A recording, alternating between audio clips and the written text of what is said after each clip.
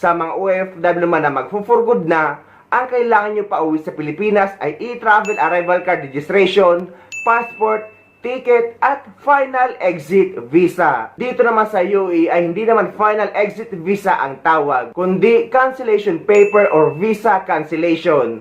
Sa ibang bansa naman ay release paper ang tawag dito. Maraming OFW ang nagtatanong nito, lalo na yung mga uuwing for good na kung pwede daw ba mag-renew or magbayad ng OWA membership kahit for good nang uuwi sa Pilipinas para lang manatiling active ang kanilang membership.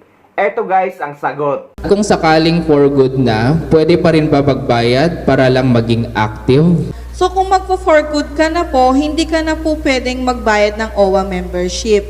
Ang requirements po sa pagkakaroon ng OWA membership, kailangan meron po tayong valid kontrata. Kung magpo-for good na po tayo dito sa Pilipinas, ibig sabihin, hindi na po natin mare-renew ang ating OWA membership.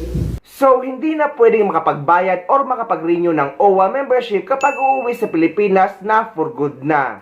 Dahil isa sa mga requirements para makapag-renew ng ating OWA membership ay ang ating valid contract. Sa mga active OWA member naman at active na mga OFW, ngunit aabutan na ng expiration ang kanilang OWA membership at gusto nila mag-renew. May tatlong paraan kayo para makapag-renew ng inyong OWA membership. Number 1, sa inyong OWA app. Pwede kayo makapag-renew ng inyong OWA membership online gamit ang OWA app. Number 2, sa Polo OWA. Pwede kayong sumadya sa Polo office na hindi na kailangan ng appointment at hindi na rin kailangan ng Polo verified contract kung for OWA renewal na lang dito sa Polo Dubai. At yung pangatlo, kapag umuwi kayo sa Pilipinas, pwede rin kayo mag-renew sa any OWA office sa Pilipinas at pwede nga sa OWA office or OWA desk na matatagpuan nyo sa NAIA at Clark International Airport. Ngunit kung hindi naman kayo marunong online at wala kayong oras na pumunta sa Polo OWA at hindi rin kayo uuwi sa Pilipinas, may pang-apat na paraan para makapag-renew kayo ng inyong OWA membership. Pwede kayong pa-renew sa kamag-anak nyo sa Pilipinas. Paulit-ulit ko na ipapakita ito pero marami pa rin mga OFW na hindi ito alam. So, isisend nyo lang sa kamag-anak nyo sa Pilipinas ang mga dokumento nyo gamit ang Messenger, WhatsApp o kaya naman ay email.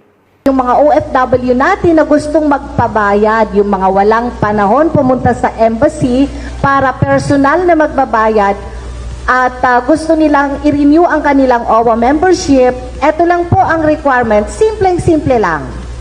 Ipadala nyo rito sa Pilipinas ang inyong work permit, employment contract, first page ng inyong passport kasama yung picture nyo na mayroong signature at saka authorization nyo na ipapabayad nyo ang inyong OWA membership nyo dito sa Pilipinas. Ganun lang po kasimple para makabayad na po ang inyong nearest of kin para ma-renew ang inyong OWA membership. Yes, tamang-tama po yan, Ma'am Jane. At doon sa ating valid visa sa ating mga kontrata, pwede po ninyong ipadala yan through Messenger. I-send nyo lang po sa mga Messenger ng inyong mga kamag-anak dito at ipapaprint na lang po nila yan dito sa Pilipinas.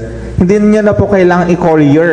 Through Messenger na lang po yan or email. Ayan.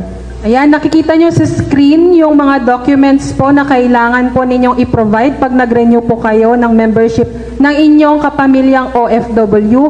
Pwede nyo po itong i-screenshot para hindi nyo po makalimutan.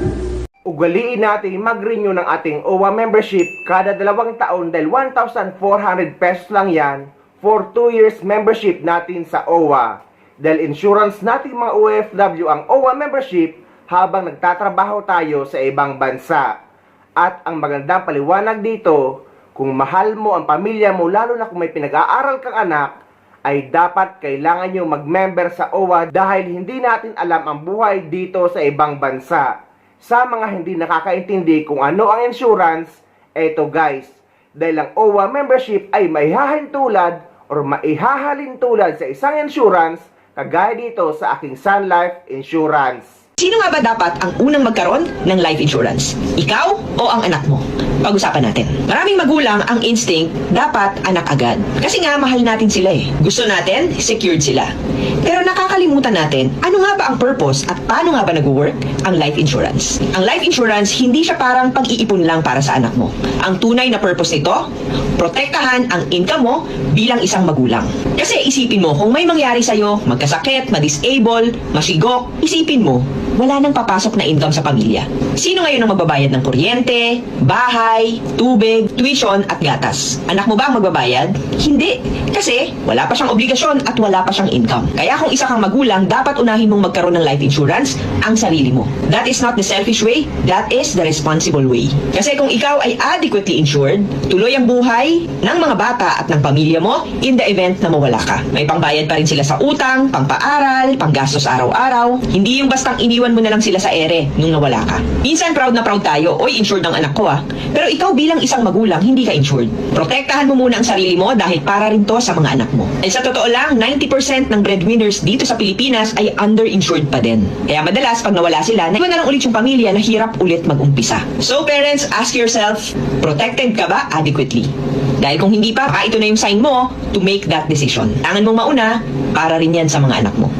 Ang OWA membership naman, isa sa coverage kapag may nangyari sa isang OFW ay automatic nang magkakaroon ng scholarship ang anak ng OFW na naiwan. At pag-aaralin ito ng OWA hanggang makapagtapos ng kolehiyo.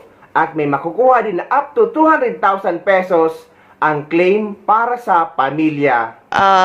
OWA coverage po natin? Yes. Okay. Your Honor, Madam Chair, una po sa lahat, ang membership contribution po ng OWA ay $25 since 1982 po. Hindi po na iba ito. Ngayon po, nadagdagan po ang mga benepisyo. So ngayon po, meron po tayong social benefits. Una po sa lahat. Sa mga miyembro po ng OWA, meron pong accidental death and natural death coverage. Accidental death in the amount of 200,000. Natural death, 100,000. Meron pong burial benefit na 20,000. Ito po yung sa parang mala insurance coverage po ng OWA membership.